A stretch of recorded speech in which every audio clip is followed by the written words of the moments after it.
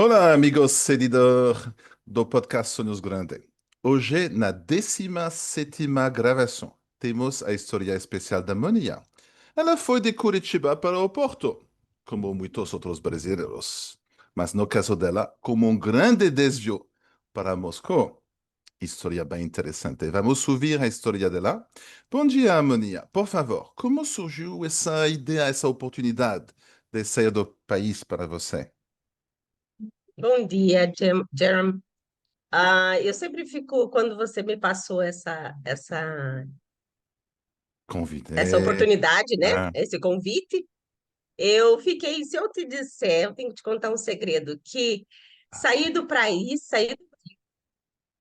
não foi nunca tive um sonho de sair do meu país. Eu gostava muito de viajar, de conhecer lugares e pessoas, mas não de morar fora.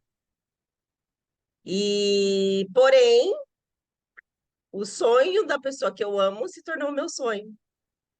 que bom. Então, eu abracei com ele esse sonho de sair do país. Não foi a intenção inicial em morar em Moscou, mas foi ali que, que a gente foi direcionado e tivemos uma experiência muito enriquecedora. E a decisão aconteceu bem rapidamente. Seu namorado falou, vamos lá, tá bom, vou preparar minhas Não, bagagens. não. Como eu tinha esse desejo de morar fora. Já tinha viajado para alguns lugares e a minha primeira viagem internacional, digamos assim, foi na América do Sul, numa excursão, viajando 20 dias ali na América Latina, de ônibus. Éramos 3 ônibus, eu não conhecia ninguém, mas eu falei, não, eu vou. E fui. Então, foi essa a minha primeira experiência. E das outras viagens, a gente tinha viajado antes, e um dia ele chegou, na nossa viagem para os Estados Unidos, ele falou: Olha, eu não quero mais morar no Brasil. Eu falei: Olha, mas desculpa, eu não quero sair daqui. E, ele continuou falando por 2 anos, ele tentando me convencer que precisava, que ele não queria mais morar no país, no Brasil e que a gente ia embora. E aquilo apertava demais meu coração, porque não tinha vontade de. Embora eu gostei, né? Gostei de uma experiência nos Estados Unidos, conhecer um outro país com uma estrutura completamente diferente da latina, né? Do Brasil e também dos países latinos que eu tinha visitado. Eu não tinha vontade porque eu tenho um vínculo familiar muito forte. Então, não estava nos meus planos de vida morar longe da minha família, dos meus pais, dos meus irmãos. E ele foi me convencendo nesse tempo. Eu tinha o maior sonho da minha vida naquele momento era ter um filho.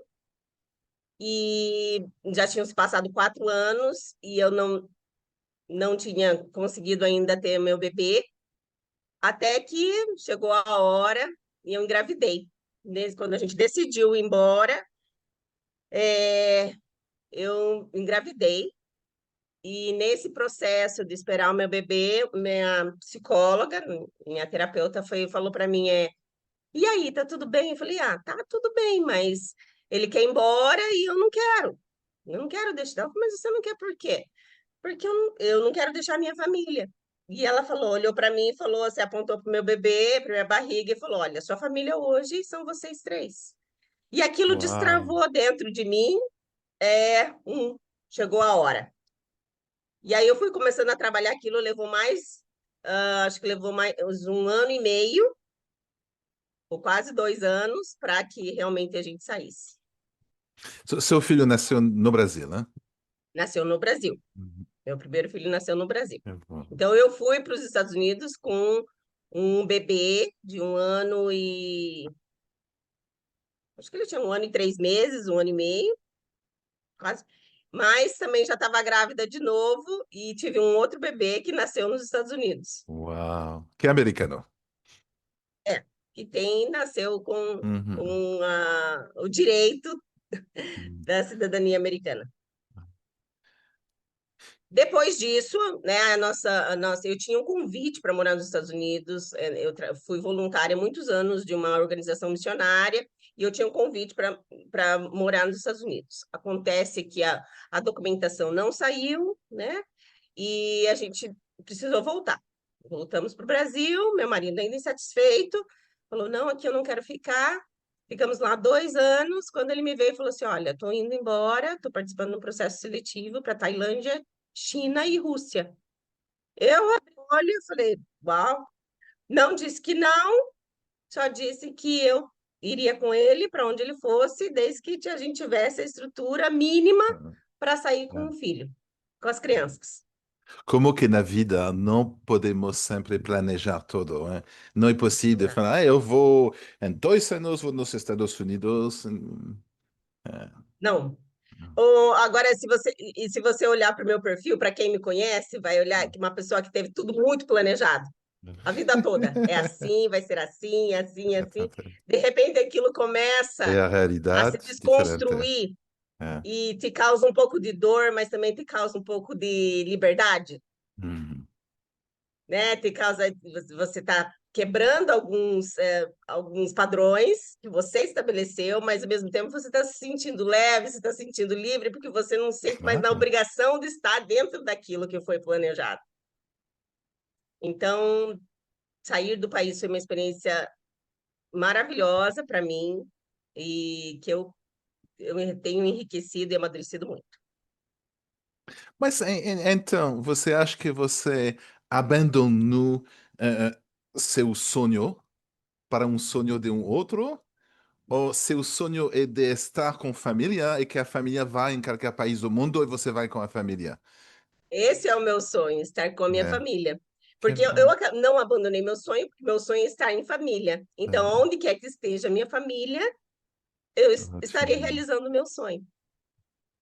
E lá, uma das coisas que eu falei para meu marido que eu iria onde ele tivesse, desde que a gente tivesse uma estrutura, porque quando você imigra, isso é algo que eu acho importante a gente colocar, né? Quando você tem aquele sonho, ou surge a oportunidade, surge na sua vida, essa porta se abre, e você precisa ter um mínimo de planejamento, né? Você tem que ter um planejamento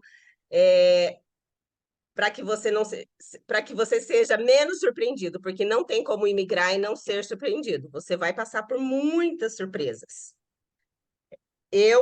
Cheguei na Rússia e uma das coisas que eu Lúcia. pensava, pelo menos eu vou ver a neve, eu moro no Brasil não tem neve.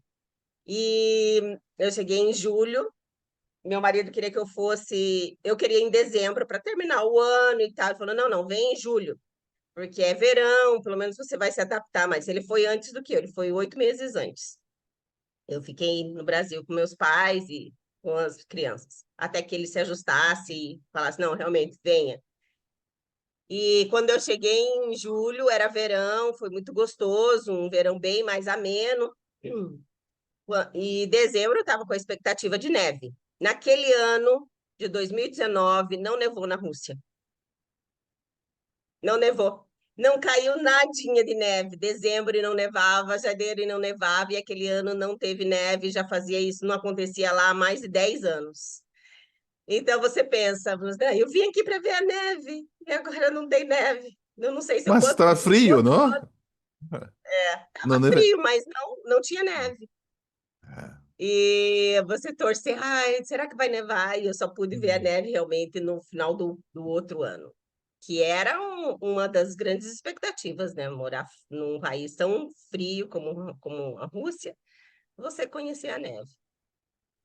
Essa foi uma das surpresas lá na Rússia. Que história incrível, hein? E se adaptar na Rússia, você aprendeu um pouco de falar russo? Aprendi alguns, né, sobrevivência. Uhum. É, não tive. Eu comecei a estudar. Eu não tinha. Porque quando você tem inglês, você fica ali com uma bengala. E hoje Uhum. em dia, você tem ali o tradutor. se você precisar da língua.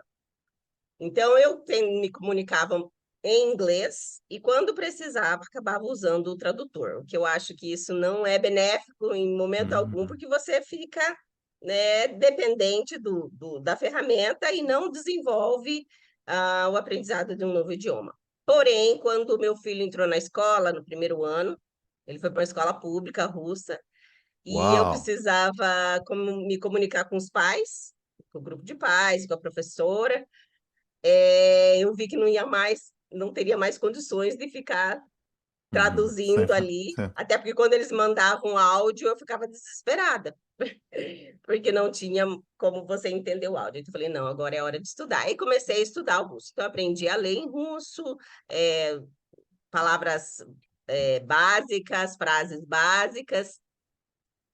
Hoje eu ainda lembro de alguma coisa, mas não, infelizmente, não foi algo que eu me dediquei. Se eu voltasse para lá, se eu voltasse ao tempo, eu falei, não, eu iria aprender russo. Seus filhos, se lembram um pouco da língua russa? Meu filho mais velho, Mas, que bom. como ele foi alfabetizado em russo, Que e fantástico. ele foi meu tradutor em alguns momentos, Oi, ele aprendeu bem. Maria, eu não sei se eu falei isso com você, mas quando eu era bem jovem, eu passei 3 anos no Japão, né? De Uhum, 7 anos até 10 anos. Estava falando japonês perfeitamente. Infelizmente, exato. quando eu voltei, nessa época, eu voltei na França com a família, ninguém estava falando japonês, eu perdi tudo. É bem triste. Então, se vocês têm oportunidade para ele de continuar a praticar russo, é difícil, é um investimento para os pais, mas é fantástico se ele puder continuar um pouco, hein? Sim, eu acho que eu Hoje é conversei com ele difícil, essa né? semana. É, Eu falei para ele, olha, filho, você precisa fazer umas aulas, né? Vamos fazer umas é, aulas, vamos fazer um. Até comprei um curso online para que ele exatamente. fizesse.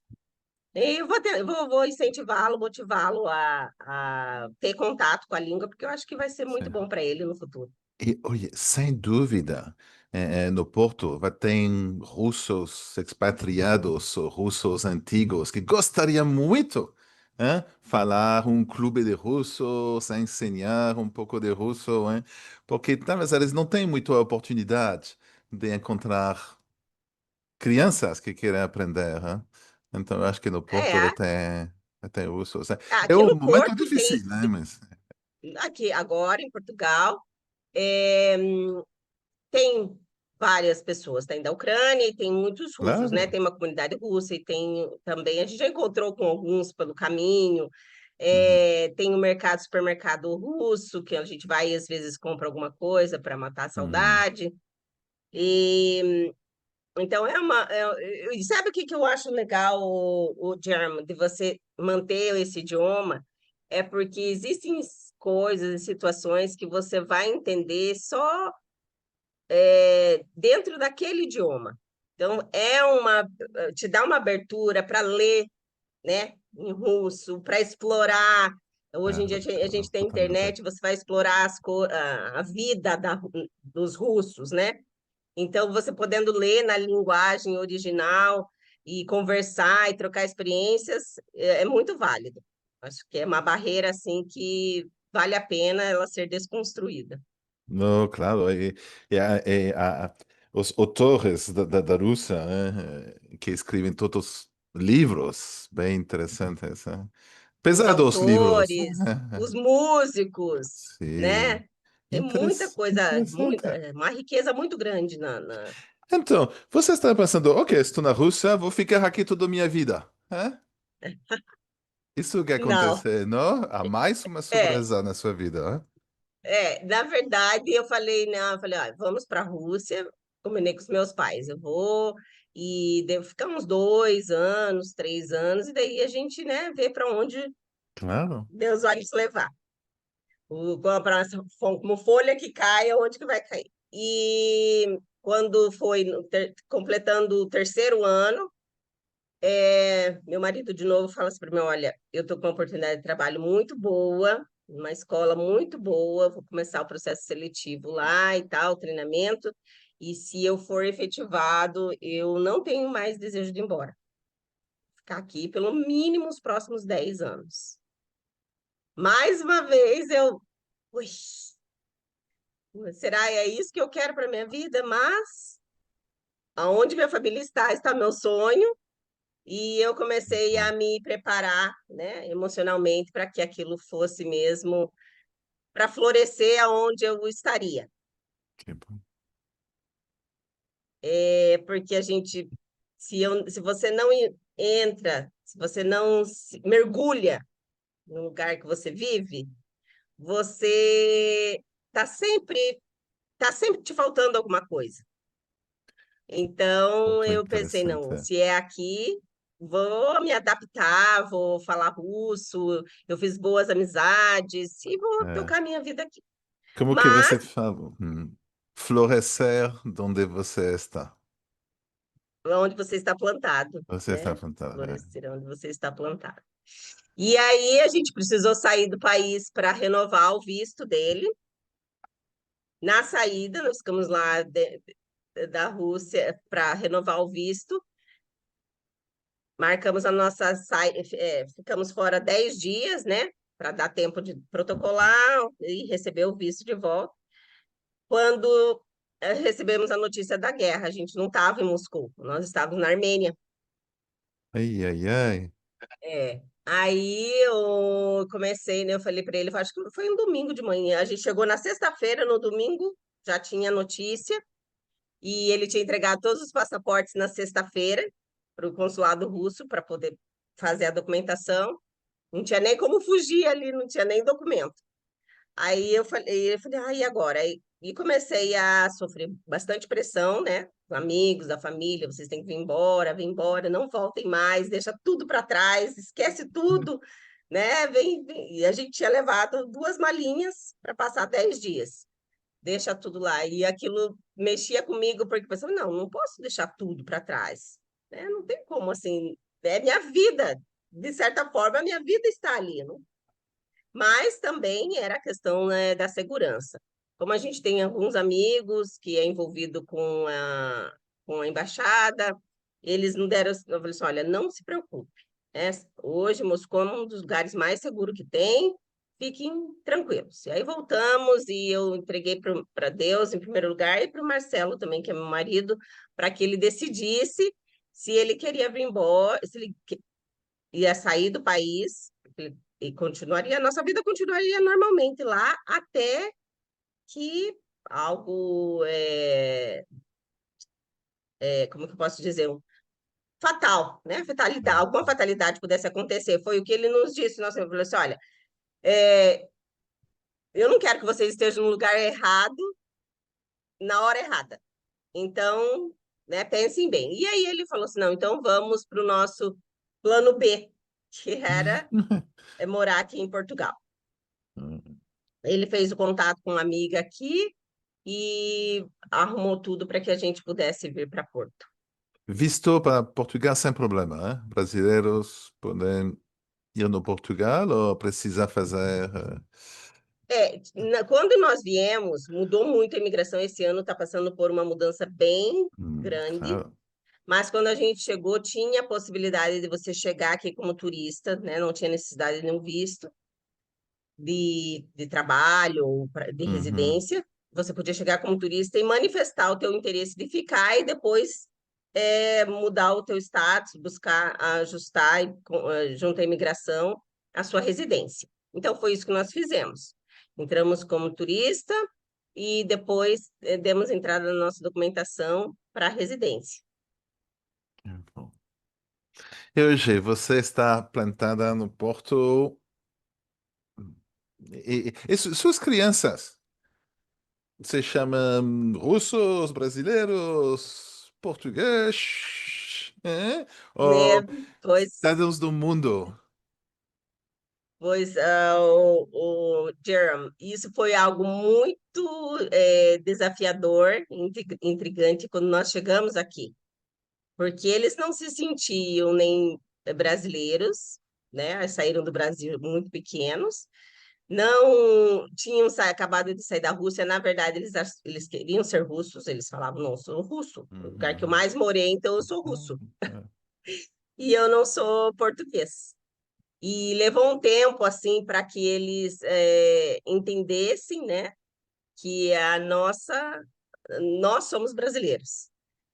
E a escola foi um desafio muito grande para o meu filho mais velho. Ele não Foi muito difícil a adaptação, porque ele queria estar na Rússia, não queria estar aqui. Uau. E também a nossa saída foi uma saída muito repentina, então eu trouxe coisas de valores emocionais nas minhas malas.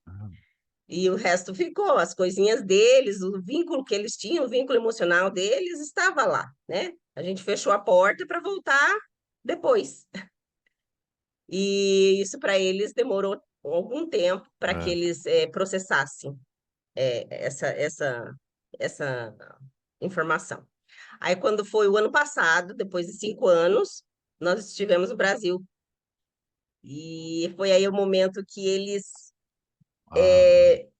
né, abraçaram a sua nacionalidade, as suas raízes, o seu jeitinho de ser, os seus gostos, né? E dizem com muito carinho, eu sou brasileiro, eu gosto do Brasil. Mas vivemos aí pelo mundo. Mas então, interessante. I mean, de um jeito, eu acho que podemos ser cidadãos do mundo, sabe? Eu gosto do Brasil, eu gosto dos Estados Unidos, eu sou. Mas também tem pessoas que precisam ter uma relação forte, hein? Ser membros de um grupo, hein? Eu vejo isso muito no Brasil também. Sou brasileiro, sou brasileira, Brasil, Brasil, sabe? E Brasil é um país maravilhoso, né? Mas também tem coisas que podemos melhorar no Brasil, tem coisas que podemos melhorar em outros países. Você acha que outros imigrantes que você conhece, você acha que eles ficam em um período de transição, que eles não são, eles pensam que um dia vou voltar no Brasil, né? Eu sou aqui temporariamente porque eles conseguem ficar plantada permanente. Não sei se você me entendeu, hein? Vai ser um pouco, Eu hein? entendi, Jeremy, Uhum. e é algo tão interessante, que mexe muito também com a gente. Todos os imigrantes que eu Hum. conheço em vários países diferentes, é como se todos tivessem o mesmo sentimento, né? E uma amiga descreveu algo bem. Ela mora na Austrália, já tem 15 anos, e ela formou a família dela lá, e ela descreveu esse sentimento de uma forma assim que casou realmente, que clareou, que esclareceu na minha mente o que é. Ela falou assim: é como se fosse um devaneio, de que um dia eu vou voltar. Eu penso, um dia eu vou voltar, mas esse dia eu sei que não vai chegar. Interessante. E isso, aquilo ali me deu, assim, me deu uma, sabe? Eu fiquei pensando, puxa vida, acho que realmente é isso que eu sinto. Um dia eu gostaria de voltar, eu quero voltar, mas eu não sei se isso vai ser possível. É quase como se não fosse. Se não acontecer algo que limite a vida fora, né? Mas por vontade própria, ou decisão própria, porque é um querer voltar com uma necessidade de ficar, né?